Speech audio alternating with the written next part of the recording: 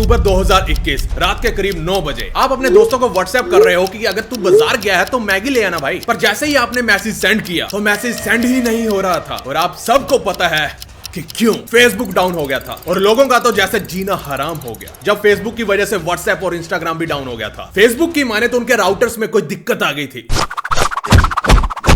जिसकी वजह से वो डेटा सेंटर को एक्सेस नहीं कर पा रहे थे। फेसबुक ने अपने साथ साथ व्हाट्सएप और इंस्टाग्राम के भी सर्वर को एक साथ लिंक कर दिया है, जिसकी वजह से फेसबुक डाउन होते ही बाकी एप्स की भी लंका लग जाती है। पर किसी को कुछ भी पता नहीं लग पाएगा कि इससे लोगों का कितना नुकसान हुआ और हो रहा है। अब आप कहोगे कि भला फेसबुक बंद होने से किसी का क्या नुकसान होगा, लेकिन let me explain you that Facebook लोगों को ऑनलाइन इंटरेक्शन करने को तो देता ही है,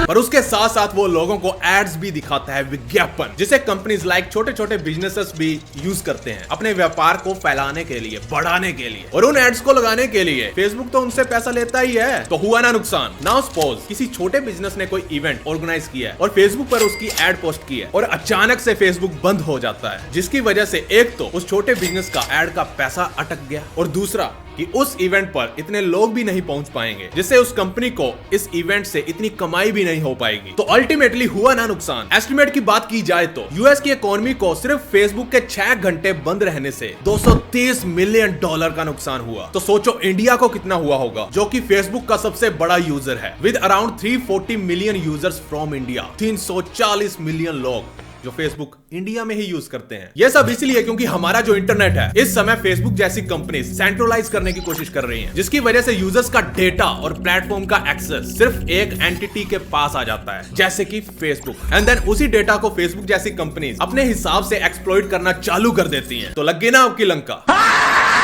अब इमेजिन करो इंटरनेट पर एक ऐसा प्लेटफॉर्म बनाया जाए जिसे कोई कंपनी नहीं, खुद नेटवर्क में जुड़े लोग कंट्रोल करें तो कैसा होगा। और उस प्लेटफॉर्म को बंद करना या डाउन करना बहुत ही मुश्किल हो। ऐसा ही कुछ होगा वेब 3.0 में, जहां पर इथेरियम ब्लॉकचेन का इस्तेमाल किया जाएगा या कोई और ब्लॉकचेन जैसी टेक्नोलॉजी। बिटकॉइन भी वेब 3.0 में ही आता है, पर उसमें हम सिर्फ बिटकॉइन को इधर से उधर ट्रांसफर कर सकते हैं, पर उससे हम कोई और काम नहीं ले सकते। पर इथेरियम जैसी टेक्नोलॉजी में आप कंडीशन बेस्ड ट्रांजैक्शन कर सकते हैं, जैसे कि फॉर एग्जांपल मैं 3 महीने में आपको इतने इथेरियम दूंगा अगर तुम मुझे आज सब्सक्राइब करते हो तो कर लो। मतलब हम ट्रांजैक्शन के साथ साथ कोई कंडीशन भी लगा सकते हैं। वाओ! इसका मतलब आने वाले सालों में हमें इस टेक्नोलॉजी पर इंस्टा, एफबी, व्हाट्सएप वगैरह जैसी एप्लीकेशन देखने को भी मिलेंगी। मतलब बहुत कुछ जो भी सेंट्रलाइज्ड है वो डिसेंट्रलाइज्ड होने वाला है, and I think this would be better. और क्योंकि अभी ब्लॉकचेन टेक्नोलॉजी अर्ली स्टेजेस पर है, तो मुझे लगता है कि उन क्रिप्टो करेंसीज में पैसा इन्वेस्ट करना अच्छा होगा जिनका आने वाले फ्यूचर में पोटेंशियल अच्छा दिख रहा है, जैसे कि इथेरियम। पहले बता दूं, this is not an investment advice. Everyone should make their informed decision, क्योंकि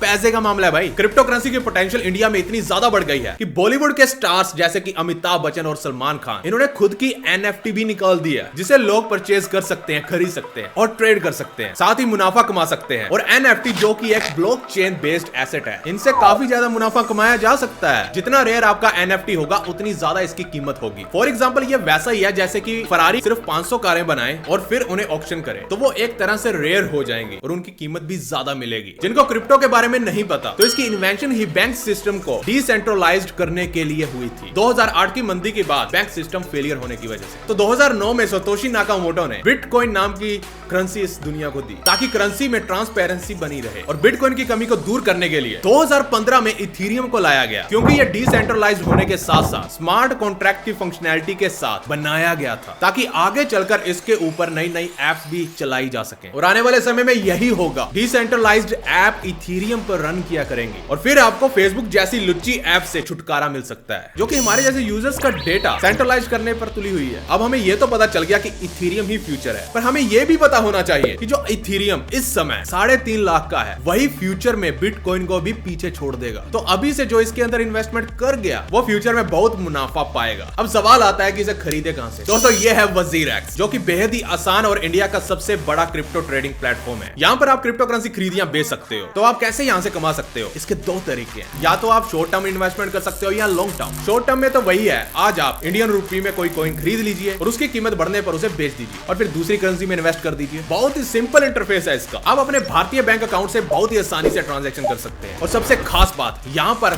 सबसे कम वैल्यू से लेकर बड़ी वैल्यू की ट्रांजैक्शन हर क्रिप्टो ट्रेड के लिए अवेलेबल है। दोस्तों हर मार्केट की तरह यहाँ भी इन्वेस्टमेंट रिस्क होता है, क्योंकि यहाँ पर भी क्रिप्टो की वैल्यू कम ज्यादा होती रहती है। लेकिन लॉन्ग टर्म की बात करें तो लगभग सारे कॉइन्स में एक भारी बढ़ोतरी देखने को मिली है। जैसे एक बिटकॉइन की कीमत 2010 में 5-6 रुपए थी, वही 2018 में 5.5 लाख तक पहुंच गया और आज के वक्त अप्रोक्सीमेटली 50 लाख। और इसी तरह से लॉन्ग टर्म इन्वेस्टमेंट में काफी अधिक मुनाफा कमाया जा सकता है। दोस्तों अगर आप भी क्रिप्टो करेंसी में इन्वेस्ट करना चाहते हो तो आप WazirX का इस्तेमाल कर सकते हो। बहुत ही सिंपल और हेल्पफुल प्लेटफॉर्म है। अब बात करते हैं क्या ये भारत में लीगल है, तो इसका जवाब है यस। पर क्रिप्टो करेंसी भारतीय रिजर्व बैंक द्वारा मान्य नहीं है, लेकिन उसकी ट्रेडिंग पर भारत में किसी भी प्रकार का बैन नहीं लगा है। आप बेझिझक क्रिप्टो करेंसी में इन्वेस्ट कर सकते हैं। रही बात क्रिप्टो करेंसी की भारत में इस्तेमाल की, तो उसके लिए कोई भी कानून नहीं बनाए गए हैं। Sign up on WazirX from here and I will help in your crypto journey. इसका लिंक मैंने डिस्क्रिप्शन बॉक्स में दे दिया है, वहां पर क्लिक करके आप WazirX ऐप को डाउनलोड कर सकते हो। और अगर आपके पास कोई सवाल है तो आप नीचे कमेंट में पूछ सकते हो। और हाँ, जैसे कि मैंने पिछली वीडियो में भी बताया था कि आप नेक्स्ट वीडियो जो क्रिप्टो करेंसी पर आएगी वो किस तरह की चाहते हो, तो बहुत सारे लोगों ने इस डिसेंट्रलाइज्ड और सेंट्रलाइज्ड के बारे में पूछा था, तो उसका तो हमने चैप्टर आज कंप्लीट कर दिया है। तो आप मुझे बताओ कि अगर आपको नेक्स्ट वीडियो क्रिप्टो करेंसी के